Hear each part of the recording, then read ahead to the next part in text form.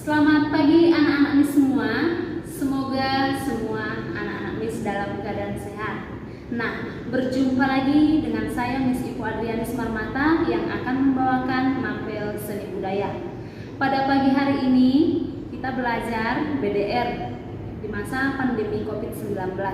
Miss harap anak-anak MIS semua tetap semangat dan giat dalam belajar, biarpun pada masa seperti ini. Kita tetap berdoa supaya si corona tetap cepat dimusnahkan dari muka bumi ini. Nah, sekarang anak-anak MIS ambil sikap belajar ya, biar pembelajaran kita mulai.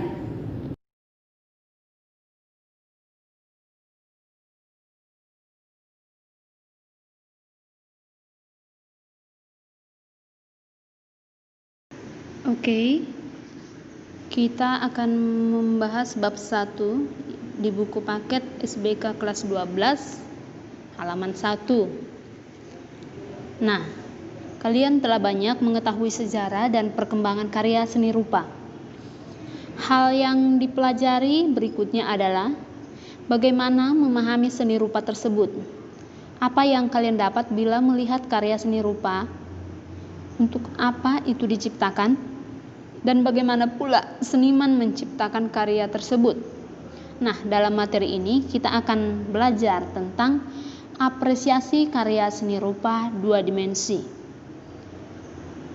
Nah, kita ketahui dulu apa itu pengertian apresiasi. Di kelas 11 anak-anak MIS sudah mempelajari apresiasi. Ini aja kerjaan kita di kelas 11.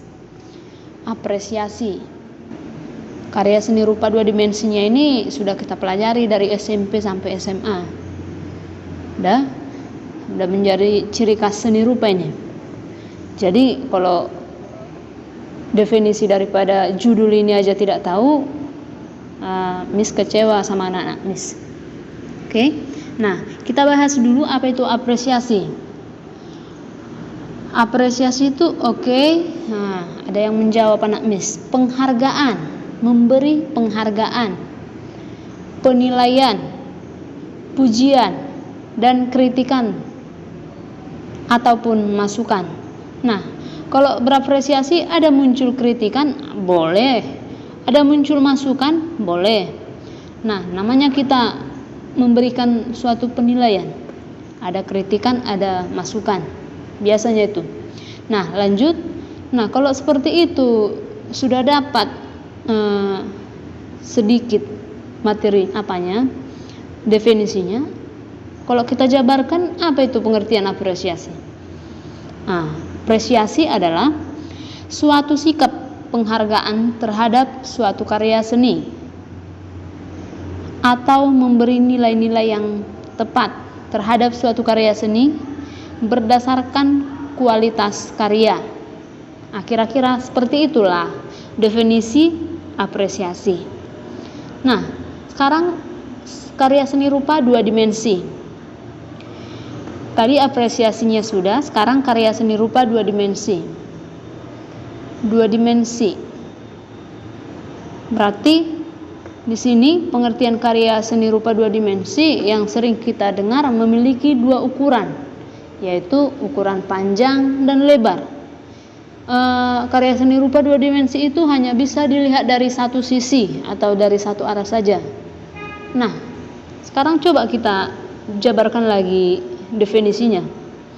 Karya seni rupa 2 dimensi adalah karya seni rupa yang memiliki 2 ukuran, yaitu ukuran panjang dan lebar, dan bisa dilihat dari satu sisi saja atau satu arah saja. Berarti karya seni rupa 2 dimensi itu tidak bisa dilihat dari berbagai arah, hanya dari satu arah saja. Kalau dari definisi atau jawaban, kita udah bisa membayangkan apa itu contoh karya seni rupa 2 dimensi. Nah, di situ karya seni rupa 2 dimensi ada lagi pembagiannya.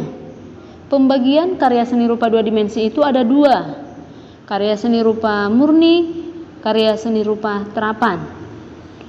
Nah, di karya seni rupa murni itu sudah sering kita bahas itu juga, yaitu karya seni yang hanya bisa dinikmati nilai seni atau yang hanya bisa kita nikmati keindahannya saja. Berarti tidak bisa kita pergunakan dong kalau hanya bisa kita nikmati saja. Nah, sedangkan karya seni rupa terapan itu berfungsi sesuai kegunaan praktis dan fungsional karya tersebut. Berarti di seni rupa murni menikmati hanya bisa dinikmati nilai keindahan, terapan memiliki fungsional. Contohnya kira-kira apa itu di karya seni rupa murni? Oke, lukisan. Contohnya adalah lukisan, gambar. Karena lukisan itu kalau kita tempelkan di suatu dinding, itu hanya bisa kita lihat dari satu arah saja. Kalau kamu lihat dari belakang itu mustahil. Terus lanjut lagi, seni rupa terapan memiliki fungsional, memiliki fungsi pakai. Contohnya kira-kira apa itu ya? Nah, itu tidak perlu Miss sebutkan, anak-anak Miss pasti sudah paham. Karena Miss yakin selama BDR anak-anak Miss lebih paten lagi, pandai semua. Oke, itu tidak usah Miss sebutkan. Nah, di pembelajaran bab 1 itu ada di halaman 3 sampai halaman 5, itu nanti yang kalian pelajari, latih di rumah. Mengapresiasi gambar atau lukisan yang ada di buku tersebut dari halaman 3 sampai 5. Nah, sebelum kita masuk ke situ, masih ada sedikit lagi yang mau Miss jelaskan.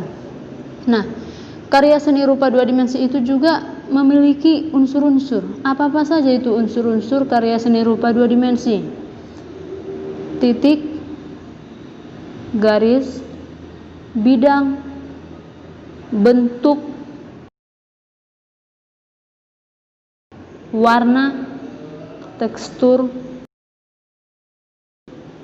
dan gelap terang. Itu unsur-unsur karya seni rupa 2 dimensi. Nah, di dalam unsur-unsur itu digunakan enggak untuk melukis? Iya, selalu digunakan.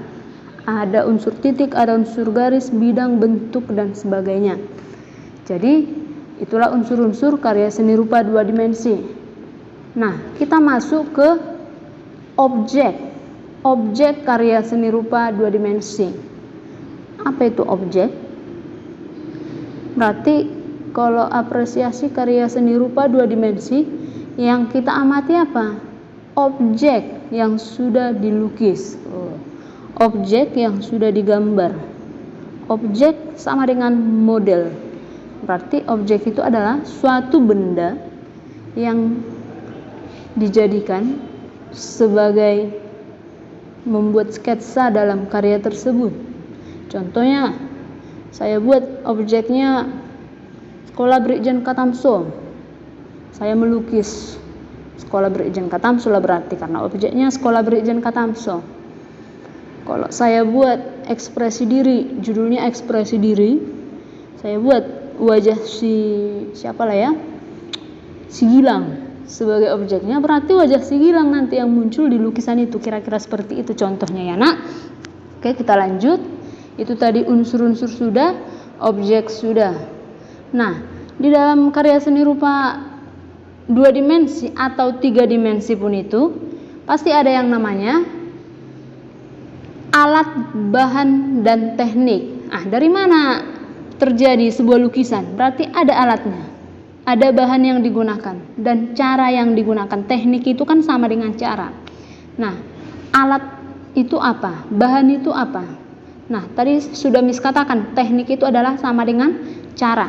Berarti sekarang adalah alat dan bahan. Kamu bayangkan kamu dulu memasak nasi. Memasak nasi ini yang sederhana sekali. Udah, Miss ambil contoh yang sederhana. Alatnya apa? Pasti udah bisa dijawab.